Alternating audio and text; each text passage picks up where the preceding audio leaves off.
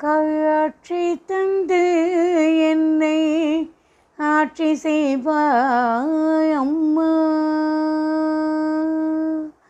காட்சி தந்து என்னை ஆட்சி செய்வாய் அம்மா.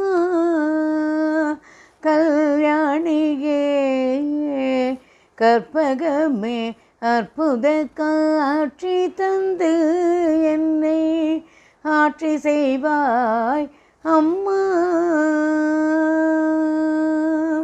அங்கும் ஒரு பாகமாய் அமைந்த என் தாயே, ஆனந்த மாமலையில் தேனமுத கனிகே, மங்கள குங்குமத்தில் மகிழ்ந்திடும் அம்மையே, மரகத மயிலுருவ தேவியே,